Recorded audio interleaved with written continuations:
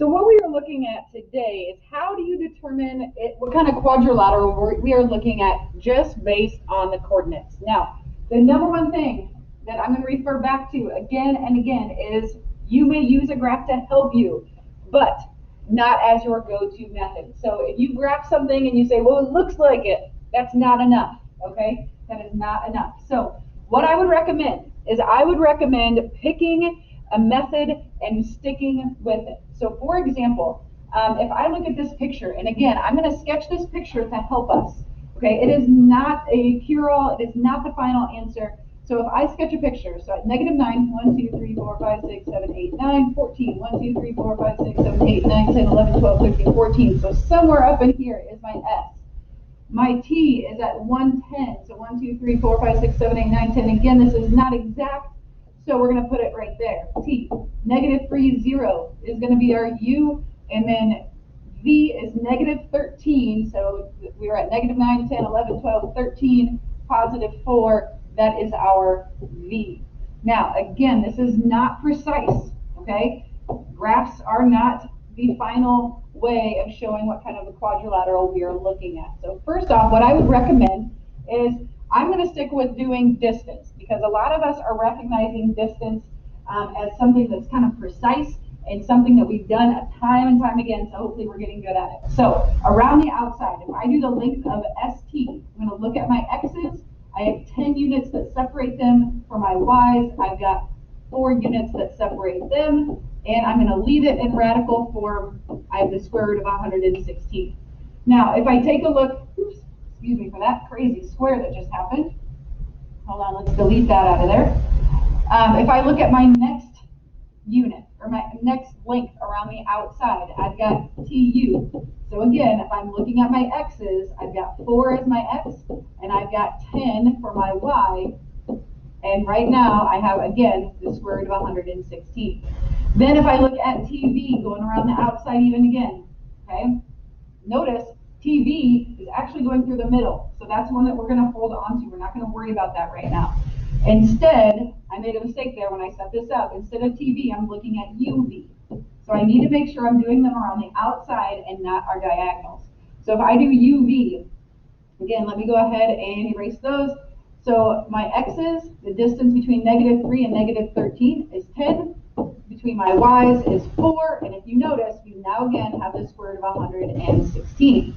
The last one that we need, so we have ST taken care of. We've got TU taken care of. We've got UV. Now we need SV to figure out what's going on there. So if I look at my X's between -9 and -13, I've got 4 units. Between 4 and 14, I've got 10. So again, the square root of 116. So if we think about our options, and what I would always recommend is go ahead and sketch out your hierarchy so far. So I've got the parallelogram, and then I'm going to abbreviate. I've got my rectangle, I've got my rhombus, and together those two make my square. Now the ones, we're going to be as specific as possible. So the ones that have all sides congruent, okay, is going to be either a rhombus or a square. Those are my most specific ones. Now I haven't figured out which of the two it is yet, but those are my 2 possibilities. So what I would then do is, again, I'm going to stick with this method. I'm going to go ahead and look at my diagonals.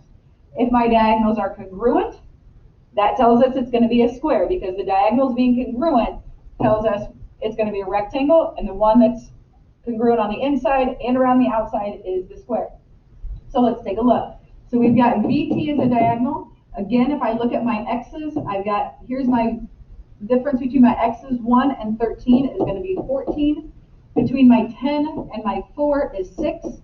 And so when I square those and add them together, 14 squared plus 6 squared is going to give us 232. And then I'm going to go ahead and do my US.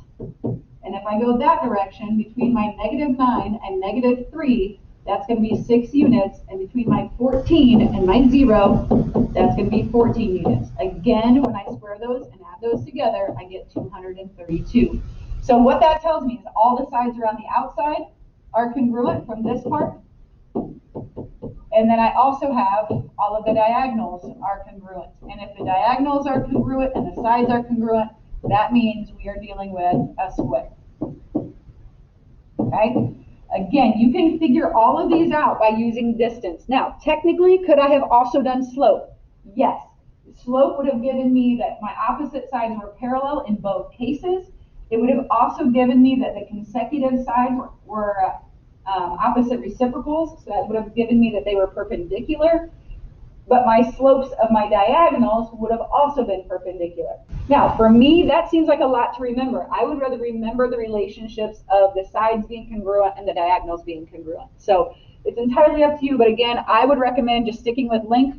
It seems a little bit more straightforward to me, but what we're going to do is we are going to have you guys split up into groups, and you guys are going to do an example together in your groups. Please make sure you are talking. Please make sure you're working together, bouncing ideas off of each other, and let's make sure that we fully understand before we move on. All right?